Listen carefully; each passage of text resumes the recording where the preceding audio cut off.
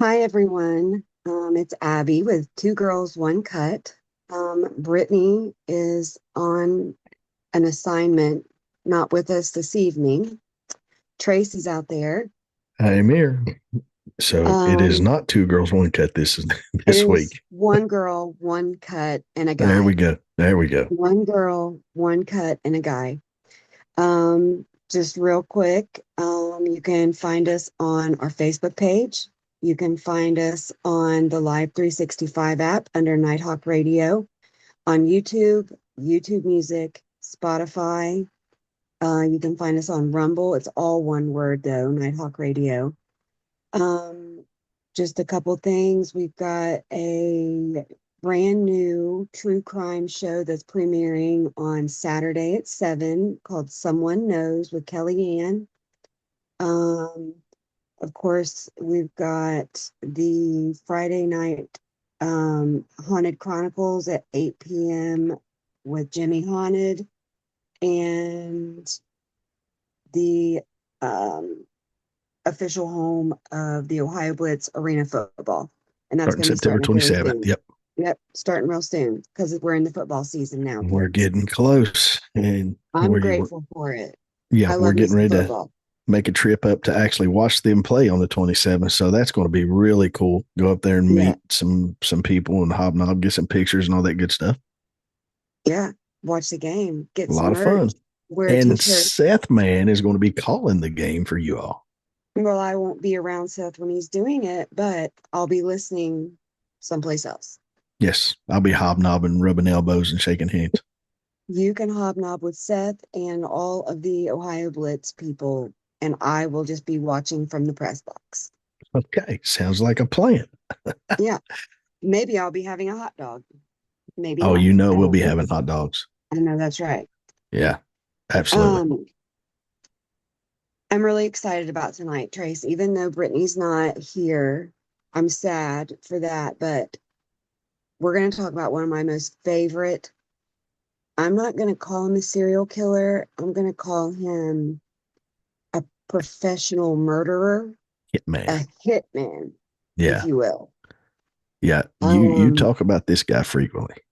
I love him so much. He's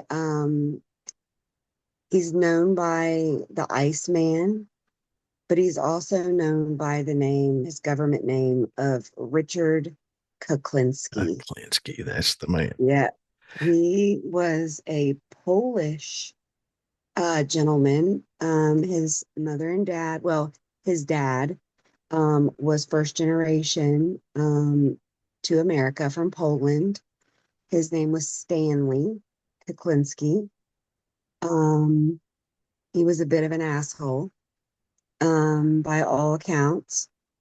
He was married to, I want to say her name was Anna. For some reason, it kind of escapes me, but that's what I'm pretty sure her name was, or maybe what she went by. But anyway, so Richard was born, I believe he was born in like 42, 41, maybe, Sounds right. Yeah. um, in uh, Jersey City, New Jersey.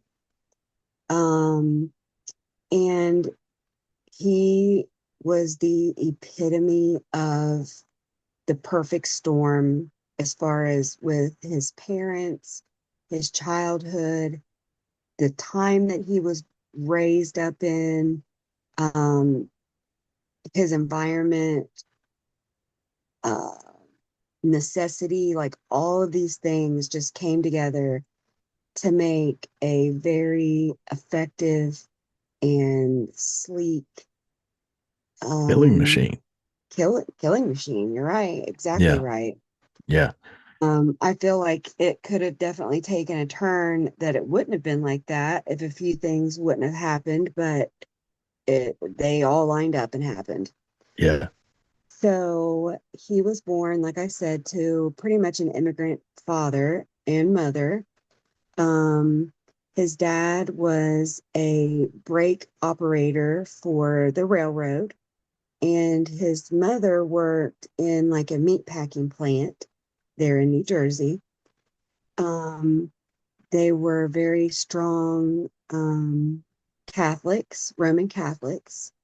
Um, Richard had a brother that was a few years older than him, and then himself. And then later on, he did have a sister. But his upbringing was terrible at best. It was rough. His Yeah. dad, yeah, his dad was a horrible alcoholic. His mom was just flat out mean. Didn't have to have alcohol in her. There's a couple interviews where I watched him talk about her and said that she was cancer. Yeah. And when you I think seen that about that statement, it's like about your mom. about your mother who gave you life. Like cancer is toxic, it's sickness, it's Death. devastating, it's all these things, and not what I think of whenever I want to talk about my mom, you know. Right. Right. And then his dad was just downright just mean. He would just beat the crap out of him for no reason whatsoever. If he looked at him cross-eyed, he didn't even have to be in the room to do something. He was going to get beat on by this Yeah. man. So he kind of grew up in just a modest flat apartment in New Jersey and went to Catholic grammar school. Was actually an altar boy, strangely enough. Uh, and if it was a stereotypical making of a serial killer, uh, it would be his story. Definitely was abused by his parents. Um, there was a lot of abuse to animals that he talked about. He lived in Yeah. a like a high-rise apartment building that had like incinerators to heat with. And he would talk about in some of his interviews that he would find cats on the street and he would open up the incinerator door and he would toss them in there and he would watch them jump and hop and then not be able to get away from the fire anymore and literally just go up in flames. And he got And he, enjoyment out of that. oh, immense enjoyment, not Yeah. sexual enjoyment, just Right. in general enjoyment. Um, he talked about his neighbors and how he would go outside in between the apartment buildings and they would have clotheslines strung kind of from one apartment across the alleyway to another, where the women would hang their husbands, you know, shirts up. And he would find cats and he would tie their tails together and he would throw them over the clothesline and they would just kill each other essentially Yeah. because they were trying to get away from one another and they were clinging back and forth and he would just stand underneath of them and watch them literally rip each other's faces apart. Good times. um he would take stray dogs and he would put a leash on them, put a chain or a rope on their necks, and then he would go up behind a bus and he would hook it to the back rail of the bus. And the dogs would run for as long as they could to keep up, but then they would give up and they couldn't do it Yeah. anymore. A National And then Lampoon's he would, Vacation right there. right, drag them till he skinned them, and it would chuckle about it, telling the psychiatrist that interviewed him for many hours while in the Trenton Department of Corrections. Um, yeah, was pleased with himself for doing that kind of number. So he got picked on a lot. He was a small kid. Got picked on a lot. Didn't have a lot of friends, and after probably 13 or 14 years of getting picked on, he decided one day that he was going to go upstairs in his apartment. He was going to get the clothes, metal clothes bar in his closet, ripped it off the wall, went back downstairs and said he'd had enough of the picking, that he was going to go to war. And he started just beating all of these kids that had done him wrong with this metal bar from his closet to the point where they were just bloody messes. And he said from that moment on, he learned that it was better to give than it was to receive. And he was a machine. He wanted to get to you before you got to him. He was hot tempered. Yeah. And He you loved take the bars. that combination of coldness and Mm, then add gangster to it, mm, you have just created unstoppable. a monster that is unstoppable. And you know, Yeah, he was a small kid, but in adulthood, he was a huge, towering man. He was yeah, just his presence would be intimidating right, because he was a big right, man, right. He was about 6'5", about 300 pounds. big old At boy. his Yep, at his biggest. Um, and he had the reputation to back it up. He was a pool hustler, in his, late teens. He would run pool tables, and if someone disrespected him in any way, that was always, it seemed like, a big deal for him, was He was snap. disrespect. Yeah. He would absolutely lose it. And the first time that he ever committed murder was, he beat a man to death with a pool cue in a bar after they had, had a game and disagreed on the outcome or what have you. And he said, I hit him one too many times and he died. Um, I'm assuming that no charges were ever pressed on that.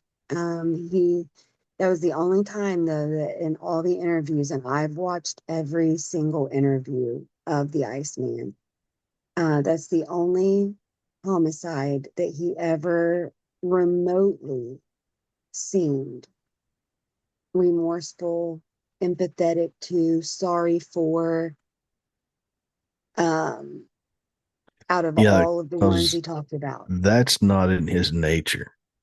Not He at all. actually, it's just like, you know, when he would throw the cats in there and burn them, he enjoyed inflicting pain on people.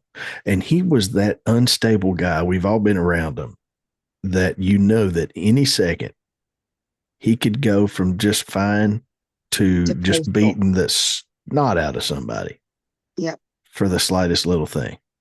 Yep. Or nothing at all. Yeah, just a look. Yep. A look. He was unstable. He was absolutely unstable. Um, so I thought that he was only married once. I thought that he was only married and had children with one woman, but come to find out I was wrong. So in his late teens, as he was kind of coming up, making a little name for himself, in the pool hustle world, in the low level gangster mafia Goodfellas kind of world, he married a woman and they had two sons.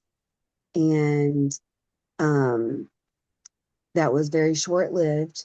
She found out about his temper real quick, fast, and in a hurry, and they quickly divorced. So he's working for like a film company that sells films to theaters. And he has to cut the films and add the advertisements and things in it and puts them together for the theaters. And that's his job. Well, he also figures out that he likes a side hustle and that he's going to pirate pornography, that also is being dabbled in at that time. Um, and so he's, making his own tapes or reels or whatever. and selling them into some of the most well-known mafia families in on the East Coast. So kind of gets his foot in the door a little bit with some of these fellas. And he meets a woman by the name of Barbara that he is smitten by. She's 19, I think, and he's probably like 23. And he pretty much just woos her over. Um, Sends her flowers, brings her jewelry, Oh, that um, poor woman. just absolutely loves her up and talks her into, getting married. And she comes up pregnant very early in their marriage. Um, he was known to be an abusive, physically abusive man to her and pretty much everyone else in his life. So he beats her to the point of miscarrying times two. That happens twice. Um, then she finally gets pregnant again for the third time, and then quickly thereafter for fourth time, and then one more time after that for a third. So here they are, young couple, not educated, trying to make ends meet and have three babies. And he's, got a shit job that doesn't have, anything to offer. And he's trying to figure out how's he going to make some extra money for his growing family. So, what better way is there than to interview pretty much for the job of a hitman? You know, it's easy. For him, The it pay was is very good, easy. The pays pay is really good, good. and he can set his own hours. And yeah, he just has to take orders from the higher ups and go take care of business. And sometimes they had special requests. It's kind of like working, in the food industry. Sometimes they want a pickle on the side. Sometimes they want their tongue removed and shoved in their Yeah. rectum, and they want proof of that. And he Yeah. was the guy to do it, you And had know, no qualms about doing it. not a bit. He looked at it as it was a business. Yep, 100% There was, transaction, yeah, no emotion to it. This is just business. right? No feeling, no sorrow, no joy, no nothing. The interviews, and you can go on YouTube and find them. You can go on, I mean, there's some on Netflix, HBO, Paramount, they're all over. Uh, he is just so nonchalant about specific murders that he's committed. And, Mhm. he is so smug Yeah, about, oh, you know, each killing that he talks about in these that's why I interviews. love him so much. And It has to be. it's It's just, fascinating. I mean, the, the emotions that is not there. He just talks about murdering somebody like, you talk about turning the TV. Ordering a It's just, salad. yeah, it's just, Yep. he, and he was good at it.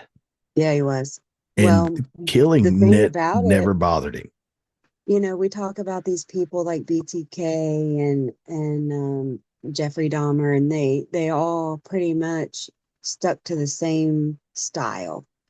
The thing about Richard Kuklinski was he mixed it up. He liked to try different things, new things. Yeah. He Today he surprised would, himself. yeah, today he'd beat you with a pole. Right. Tomorrow he would stab your eyes out. The next day And he then would when, squirt cyanide in your face. right, right. And then Friday, he's going to try out his new bow and arrow, and he lands one between your eyes Yeah, at a red light it's just in the middle whatever. of the day. And that's the beauty of him. He said that everywhere he went, he had a derringer in each pocket, He had a larger gun that was always strapped to his ankle, and he had a knife everywhere he Yeah. went. Yeah. Because he never knew what he was going to need, and he preferred a personal, strangulation. He was so big that I remember he was telling the story of there was he was at a bar and there was a man that needed to use the restroom, and he was trying to get through the crowd to get to the restroom, and he bumped into him, and maybe had a few words or whatever, catches dude outside and puts a rope around his neck or some kind of device, Ligature string of is what some I'm type. Yeah. talking. Yep. And he's so tall and so strong that he picks the man up by the device and literally hangs him from himself, like holding him up in the air enough to keep his feet off the ground long enough to deprive him of oxygen and then life. The dude just needed to pee. Yeah, I right. mean, His, I his just got bladder to was pee. full. He was drunk. He was trying to get to the toilet and bumped into the wrong guy. I bet he peed And then.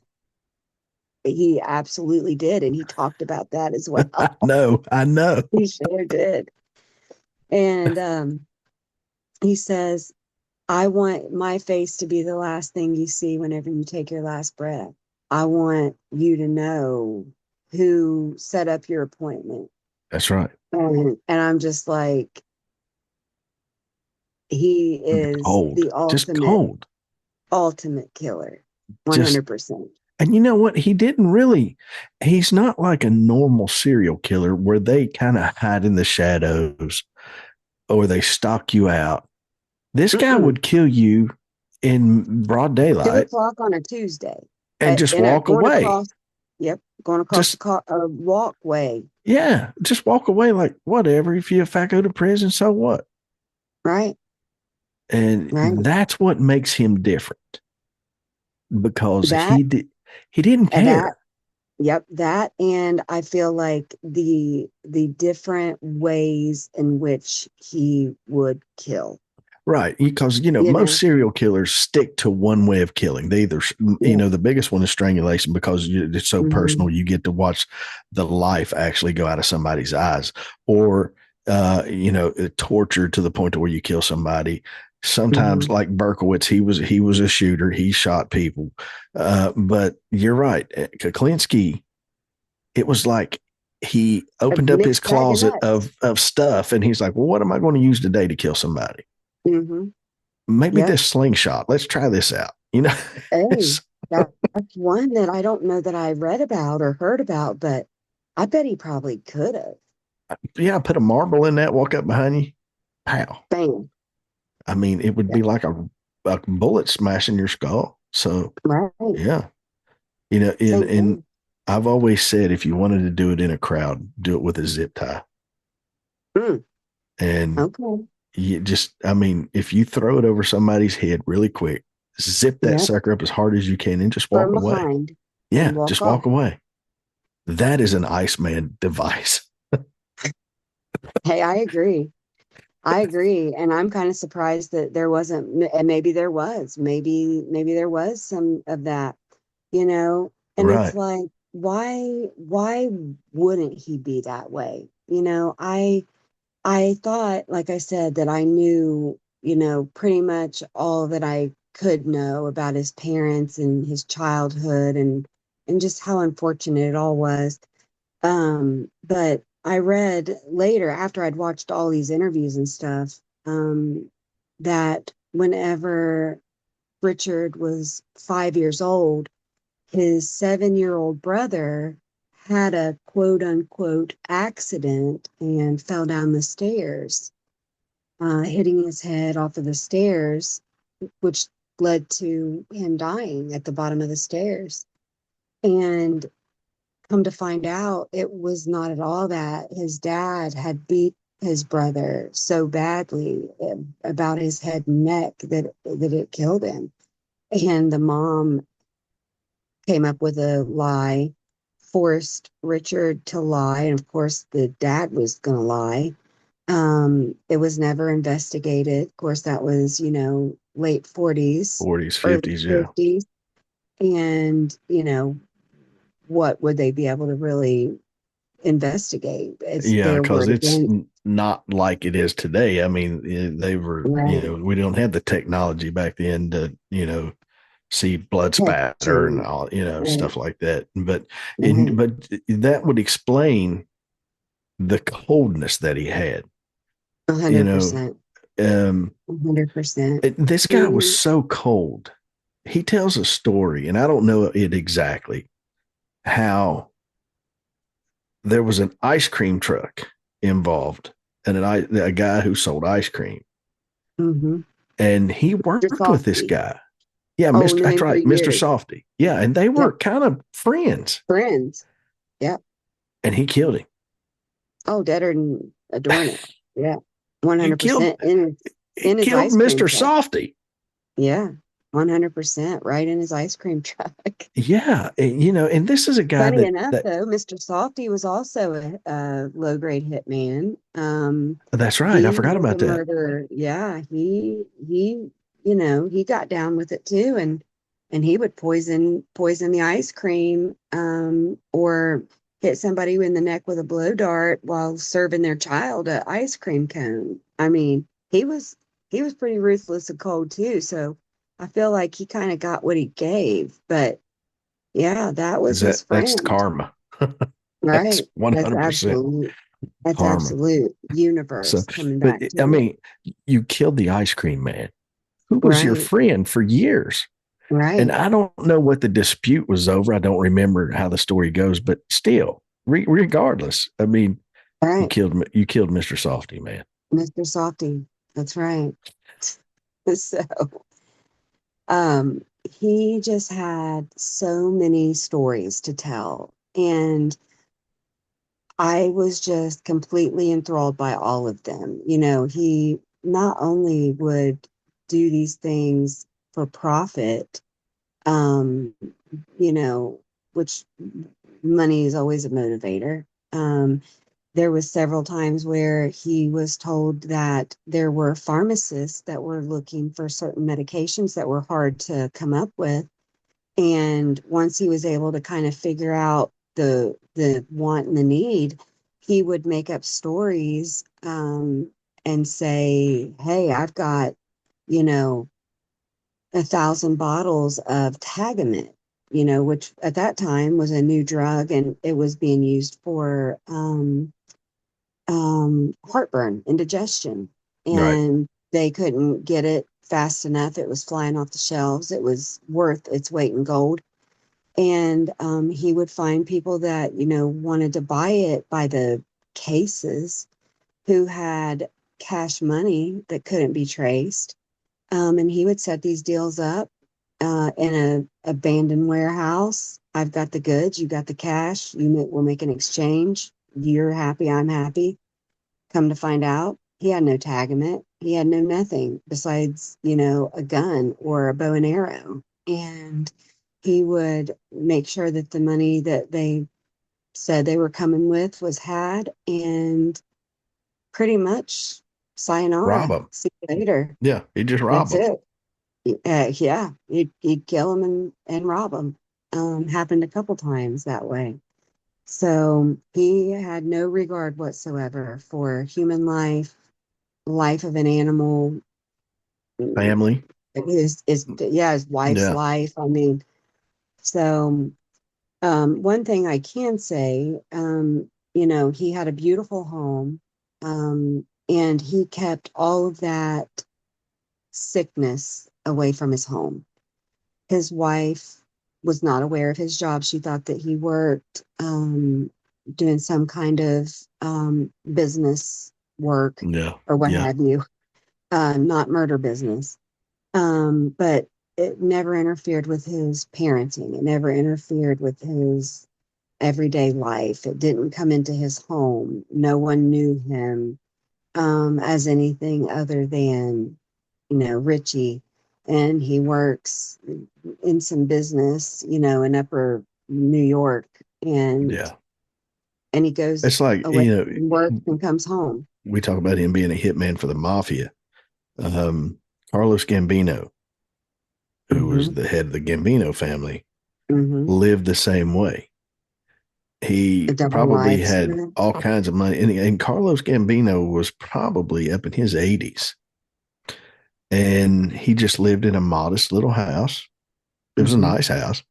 But if you would see him, he just looked like a little old man. You know, Right. he wasn't flashy. He didn't wear suits like, you see in the movies.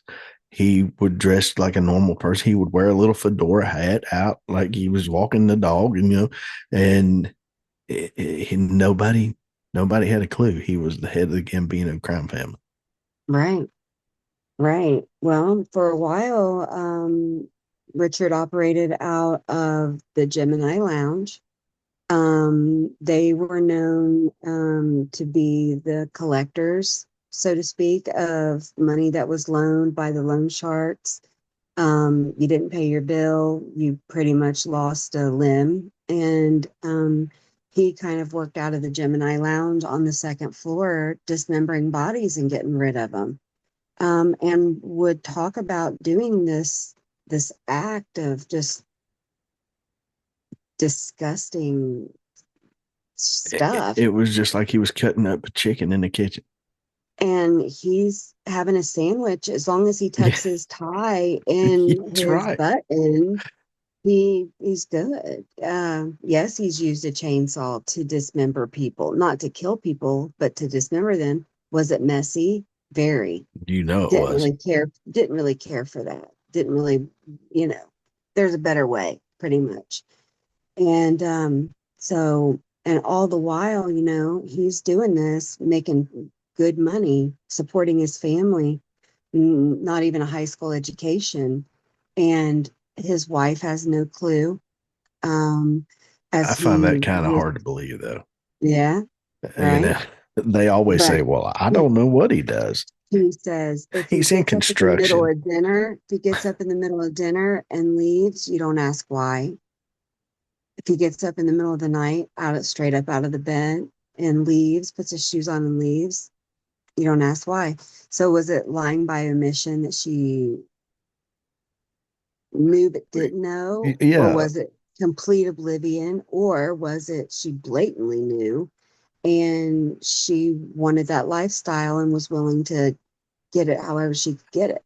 or was it, "Don't ever ask what I do," Right, and out of fear, you right. know? No, absolutely. Well, fear was definitely something that she was struck with when it came to him because he was abusive to her throughout their entire marriage. He Yeah. didn't make any bones about it. He would say that he wasn't proud of it, but that it was just facts. Um, and she, I'm sure, had PTSD. I'm Oh, sure sure, she without a had doubt. all kinds of mental health issues just And dealing think with about all that. that. Would be one. Do you stay out of fear, or do you stay out of, and on Necessity. top of that, I mean, what kind of life would you be living if you were scared every minute that you were in your own home? Right. That had to be miserable. Miserable. And not only scared for yourself, but scared for your children, That's right. That's right. because they, it was, he didn't discriminate, he did say that he wanted to give his children a good life and he wanted them to know the good side of life and not the bad side. But I have a feeling he was probably heavy-handed, that Oh he yeah. probably was the disciplinarian and she was more the pushover. And he would just absolutely just knock your block off if you didn't do what you were told. Right. Right. So I feel like he definitely ruled with an iron fist He was a in his rough one. home. He was a Yeah. rough one. So Hmm. he found one of his favorite ways to kill that was not messy. It was hard to detect. Hmm. It mimicked certain things like a heart attack or, Hmm. something intestinal. or something like that. And it was, we're talking 70s, I guess, late Mm-hmm. 70s, early 80s, where cyanide was hard to detect compared to today. They can go through your hair or certain layers of your skin and see, cyanide poisoning in you. But back then they couldn't.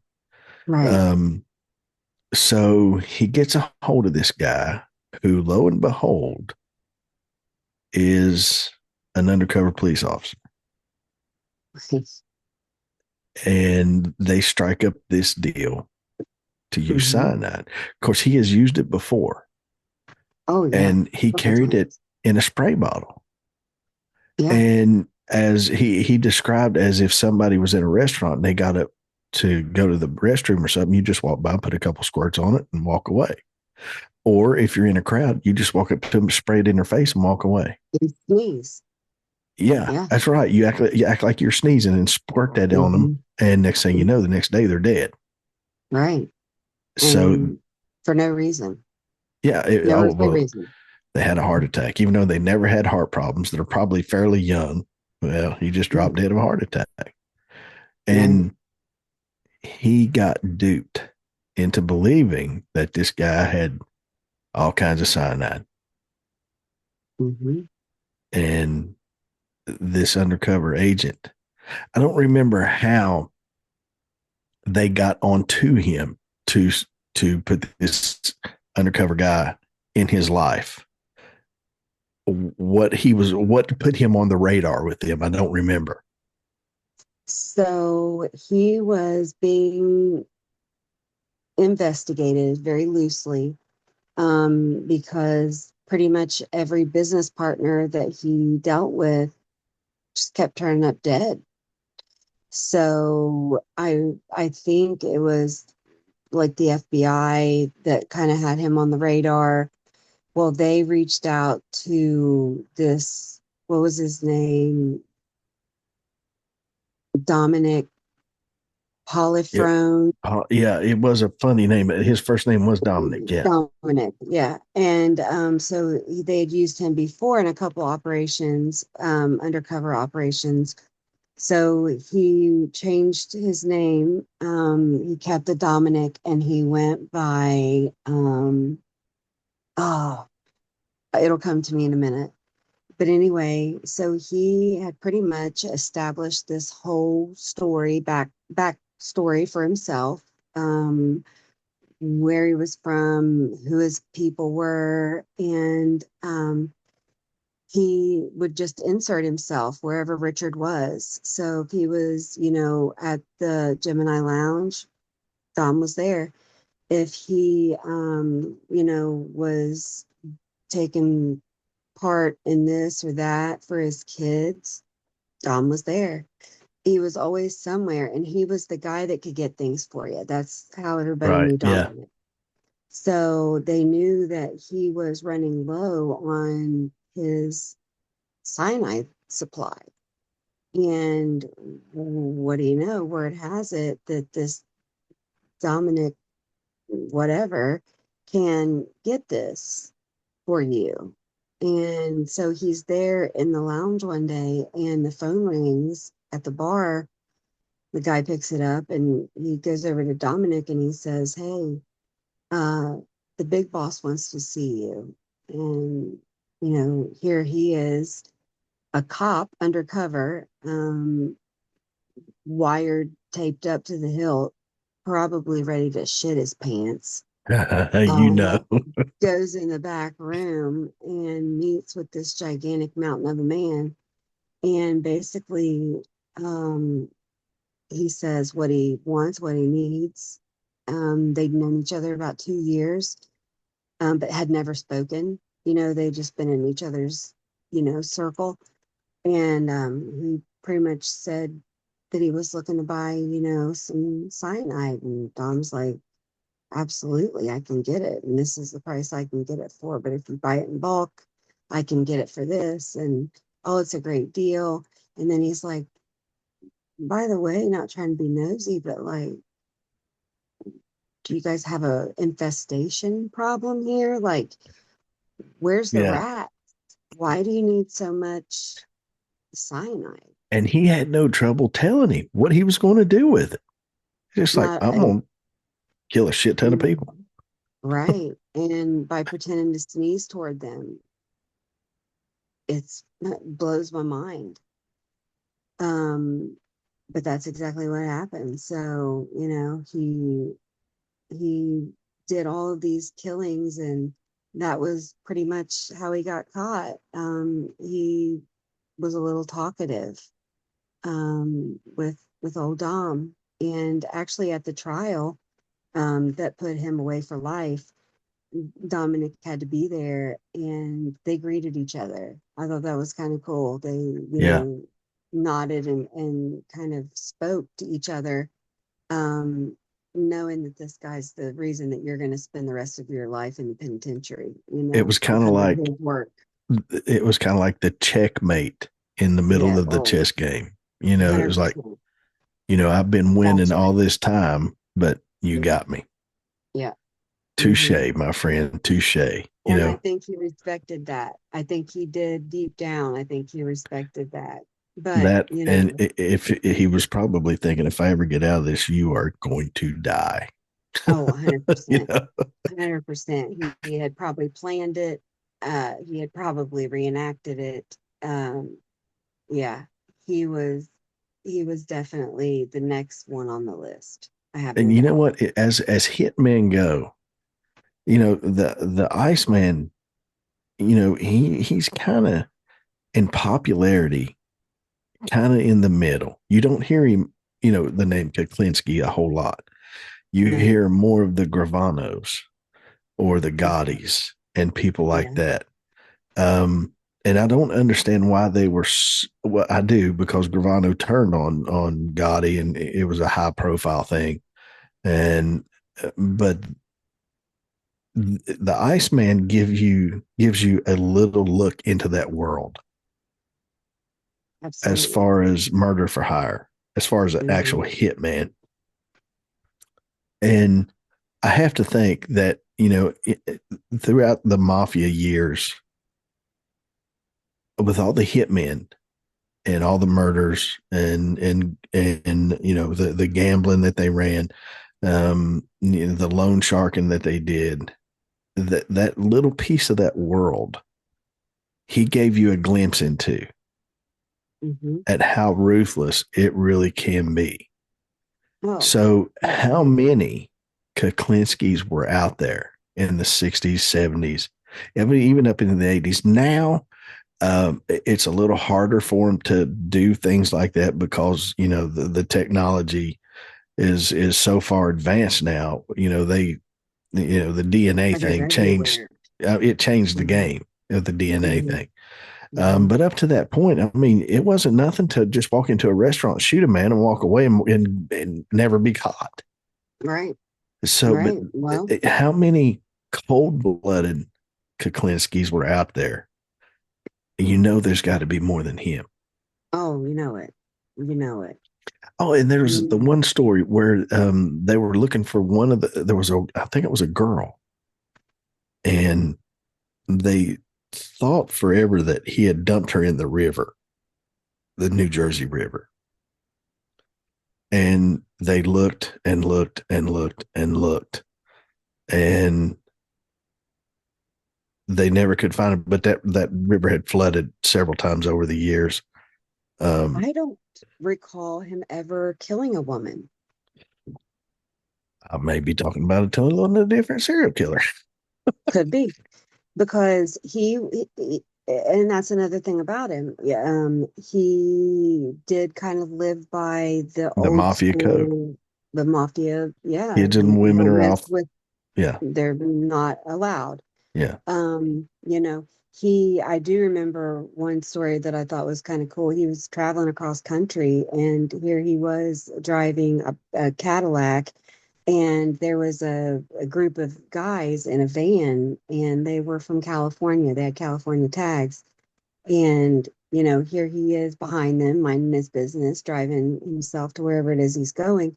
And this van starts playing with him, starts messing with him, brake checking him in front of him, then slowing back and getting behind him. And just an annoyance. Young men just Yeah. acting a fool, hanging out the car as they're going by and what have you. Well, he sped up faster than them, got to a pull off spot, pulled off, and they pull in behind him.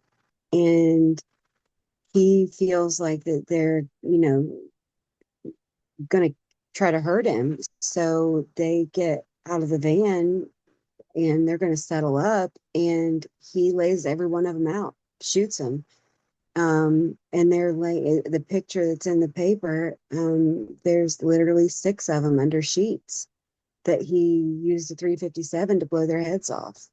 And they're just laid out there on the gravel Just and got never back had in a his chance. Cadillac and drove off. And split, bounce out of there. Probably thinking, damn kids. Yeah. you know, Yep. He was thinking, well, when he talked about it, he said that was when I realized that he, people don't play with me. I don't play these games. If you're going to act a fool, you're going to get what's coming to you. And they, every single one of them did. So he did not benefit from that at all. And, there are times that he would benefit monetarily. But I think honestly, he would probably do it for the fun of it. he enjoyed Um, it. he claims that he didn't get joy or sorrow or anything out of it. Um, but you have to get something has to benefit you, or you're not going to continue doing something. Right. Um, so if there's no money involved, why would you kill someone? Well, I think he really just enjoyed the hunt. That And and the different ways that he could kill yeah, somebody. yeah, there was he used cyanide. He used a bow and arrow once. He was on a motorcycle at a red light with a sawed-off shotgun, Yeah. turned, looked at the guy that was stopped beside of him and blew his head clean off from his shoulders. He said, "It surprised me. I didn't think it would do that." But his head literally went off of his body into pieces into the passenger side seat. He said he never saw the light turn green And just drove and away. just drove away. He'd strangle him. He would Beat him. yeah, then one of the reasons why he got coined the Iceman, he killed a man and put his body in a freezer and literally froze him for 2 years, and then brought him out of the freezer and dumped him in the county next to his. And when the body was found, um, and they did the autopsy, guy was still frozen on the inside. And so here they thought that this man had just recently been killed. Well, now they don't even can't even date it No. for with anything that makes sense because it's completely shouldn't be frozen. So there's lots of reasons why he's called the Iceman, I'm assuming, for his cold nature and because he would freeze bodies to throw off police. So but whenever he got taken down, he was surprised. He was surprised that this undercover police officer slash Suckered him. Yeah. suckered him and got him to trust him and pretty much was his downfall. And the reason that he spent the rest of his natural life in the Trenton Department of Corrections. Um, Did he die of he, natural causes in prison or did they kill him? no, he died of, I believe it was stomach cancer. He had done, I want to say maybe 15, 16 years of a sentence and was diagnosed and died very quickly thereafter once he got his diagnosis of stomach cancer. Don't imagine you get the best of care in prison. No, and his children didn't.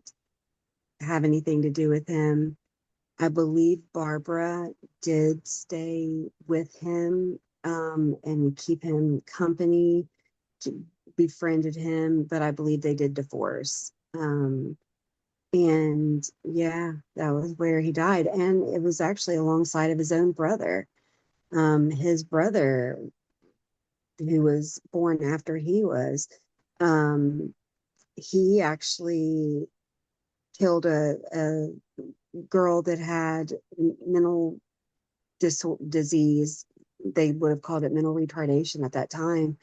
But he pushed her off of a roof, off of a high rise apartment building roof after he, I believe, sexually assaulted her, threw her dog off, and then threw her off.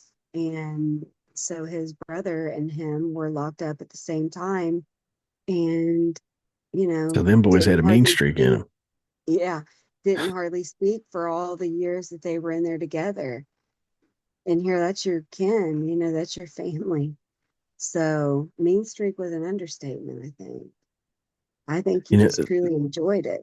but you think about that, it's pretty fascinating that both of them, of course, Kuklinski himself committed many murders, but his Hmm. brother also was a murderer.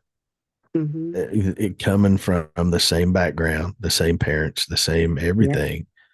Yeah. That's that begs the Not question. surprising. No, I mean, are you a product of your environment, or does your environment make you Yeah, who you are? correct. It's the what came first, the chicken or the egg? I mean, I think that there's truths in all of it. Mm, okay. So he wished that he would have taken the opportunity to kill his dad when he had it, but he didn't. He didn't go to his funeral when he died. Same thing with his mom. Could have cared less when she took her last breath. Didn't go, didn't pay respects, none of that. And wished that he would have taken her out as well. So he came from a cold place, lived in a cold place, died in a cold place. Yeah, I mean, it was a full circle. Mm-hmm. And, 100%. the coldness in that entire environment, I guess, for him and his brother and everybody else, it just carried on. And, you have to give some props to Barbara, because that could have Oh, been passed on to his kids, the stand by coldness. your man. Yeah, So but the there had to be some sensibility in that house to keep those kids somewhat sane, mm-hmm, because it was right, probably, everybody probably walked on eggshells when he was around. especially And but she probably had to keep those kids grounded when he wasn't around. agree, So agree. kudos to her, and to stay with him all those years, Mm-hmm, even into the prison years. right, Anybody else would have said, "Screw you, dude. You're on your own." right, right. I But mean, she stuck it out. he beat her, so many times it literally caused her to lose two pregnancies. That right there would have done me in. It was the But first she, one. Yeah, right, she stands by her man. She's pretty much, I mean, she wasn't giving up. She didn't believe in divorce. She wasn't raised that way. She was Catholic. He was Catholic. They yeah, were in it to win it. yeah. The Catholics do And believe in eternal marriage. Yeah, right. So yeah, I just find him fascinating. I find him very different from, the others that we do. yeah, I really enjoy reading about him, watching documentaries on him. Um, I like the way that he tells his stories. yeah. He's And so matter of fact, and yeah, I just enjoy it. if you get a chance, anybody who's listening, if you get a chance, watch some of the interviews, and you'll see Oh, how cold and how just I'm not kidding you. He talks about killing somebody just like Abby said, like just like ordering a salad. yeah, And crazy. it really truly, and I think there's even a few times he'll smirk, like Oh, he gets some enjoyment out of it. absolutely. And 100%. nobody, I don't even think he knows how many he killed. No, he said, um, definitely 100, not more than two. So anywhere between 100 and 200 victims.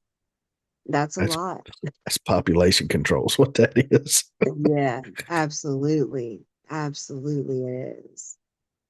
Yeah, Absolutely. And I he's mean, and you didn't even have to do anything to the guy. I mean, you no. could have breathed heavy, too heavy, and he would have Yeah. I shown mean, you he that. was so unstable that it just didn't take, I mean, anything to set him off. Right. And next thing you know, you've got this giant man with his hands around your throat. And, Right.